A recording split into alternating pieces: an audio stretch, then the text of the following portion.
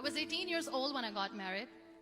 I belonged to a very conservative family, a Baloch family, where good daughters never say no to their parents. My father wanted me to get married, and all I said was, if that makes you happy, I'll say yes. And of course, it was never a happy marriage. Just about after 2 years of getting married, about 9 years ago, I met a car accident. Somehow my husband fell asleep and the car fell in the ditch. He managed to jump out, saved himself. I'm happy for him. But I stayed inside the car and I sustained a lot of injuries. The list is a bit long. Radius ulna of my right arm were fractured. The wrist was fractured. Shoulder bone and collarbone were fractured. My whole rib cage got fractured. But that injury that changed me and my life completely was the spine injury. Many people came to rescue. They gave me CPR. They dragged me out of the car.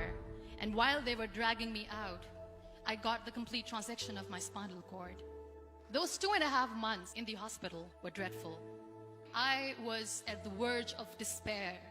One day, doctor came to me and he said, well, I heard that you wanted to be an artist, but you ended up being a housewife. I have a bad news for you. You won't be able to paint again. Next day, doctor came to me and said, your spine injury is so bad, you won't be able to walk again. I took a deep breath and I said, it's all right.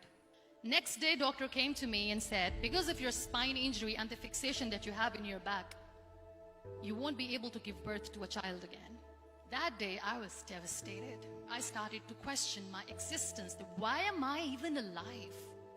So what kept me going was, one day I asked my brothers, I know I have a deformed hand, but I'm tired of looking at these white walls in the hospital and wearing these white scrubs. Bring me some colors, bring me some small canvas. I want to paint. So the very first painting I made was on my deathbed, where I painted for the very first time. What an amazing therapy it was. Without uttering a single word, I could paint my heart out. I could share my story. People used to come and say, what lovely painting, so much color. Nobody could see the grief in it. Only I could.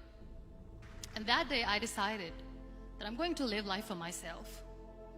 I am not going to be that perfect person for someone. I am just going to take this moment and I will make it perfect for myself. That I'm going to fight my fears. So I wrote down one by one all those fears. And I decided that I'm going to overcome these fears one at a time.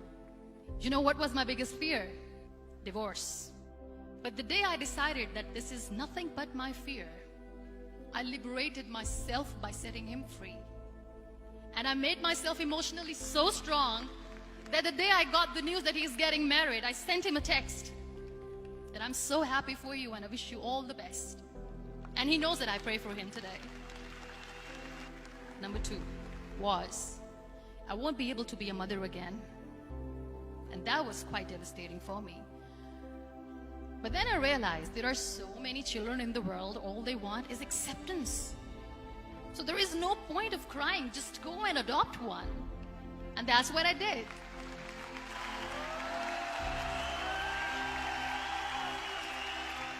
I gave my name in different organizations, different orphanages, and I waited patiently. 2 years later, I got this call from a very small city in Pakistan. I got a call and they said, are you Muniba Mazari? There is a baby boy and would you like to adopt? I could literally feel the labor pain. I said, yes, yes, I am going to adopt him. I am coming to take him home. And that day, I was 2 days old, and today he's 6. You know, when you end up being on the wheelchair, what's the most painful thing? People think that they will not be accepted by the people because we, in the world of perfect people, are imperfects. So I decided to appear more in public. I started to paint. I have done a lot of modeling campaigns. I decided that I'm going to join the national TV of Pakistan as an anchor person. I became the National Goodwill Ambassador for UN Women Pakistan, and now I speak for the rights of women, children. I was featured in BBC 100 Women for 2015. I'm one of the Forbes 30 under 30 for 2016. So when you accept yourself the way you are, the world recognizes you. It all starts from within. We have this amazing fantasy about life. This is how things should work. This is my plan. It should go as per my plan. If that doesn't happen, we give up. I never wanted to be on the wheelchair. Never thought of being on the wheelchair. This life is a test and a trial, and tests are never supposed to be easy. So when you are expecting ease from life, and life gives you lemons, then you make the lemonade, and then do not blame life for that. It is okay to be scared. It is okay to cry. Everything is okay, but giving up should not be an option.